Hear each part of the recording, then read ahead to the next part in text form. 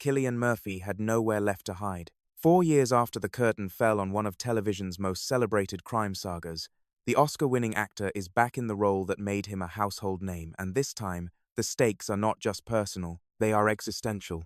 Peaky Blinders, The Immortal Man, directed by Tom Harper and written by franchise creator Stephen Knight, arrives first in theaters on March 6, before streaming exclusively on Netflix beginning March 20.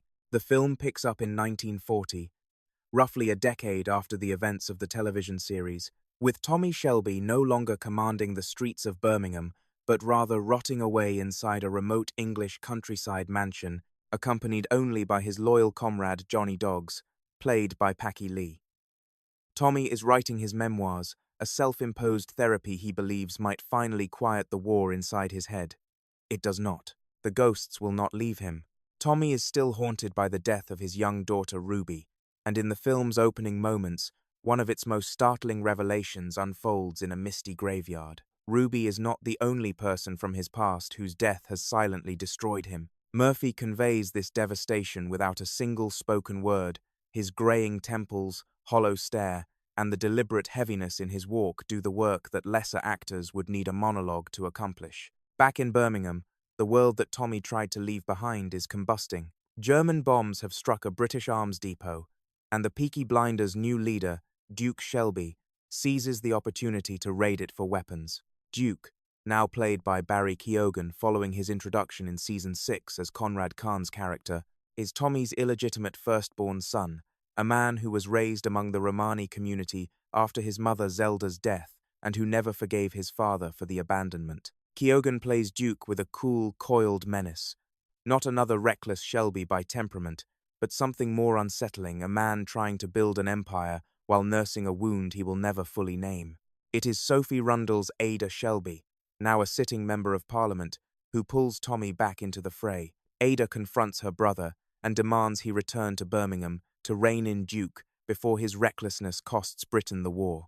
Around the same time, a Romani woman named Cowlo, played by Rebecca Ferguson, arrives at Tommy's door.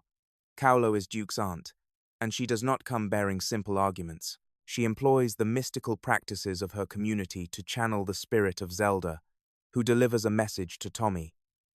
His peace lies in returning to his son.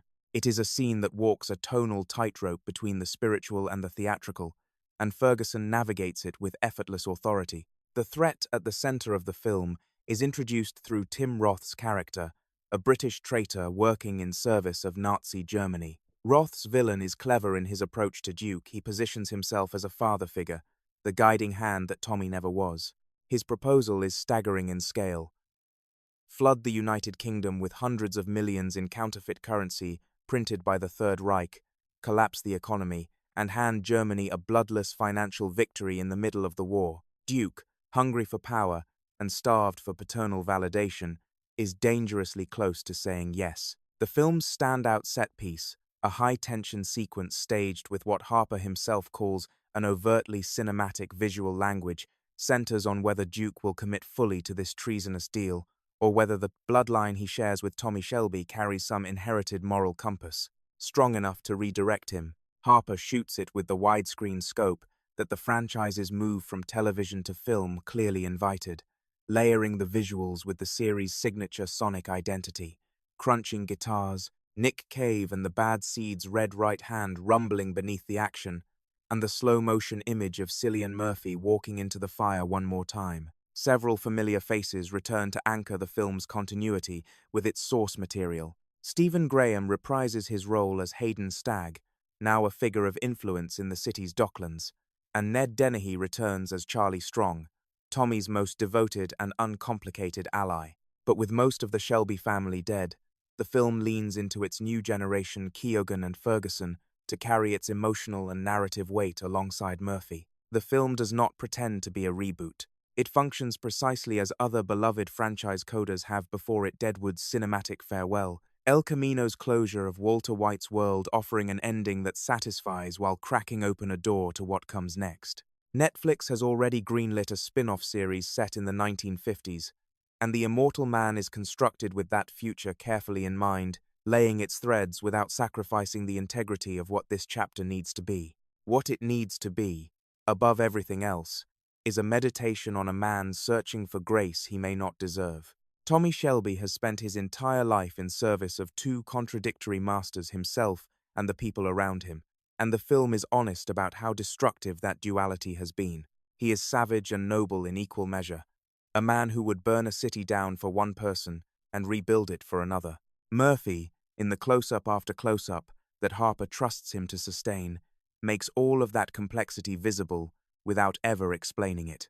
He has always been the kind of actor who communicates in silences, and the immortal man hands him silence after silence to fill. Tommy Shelby came back not because he wanted to, he came back because the world refused to let him disappear.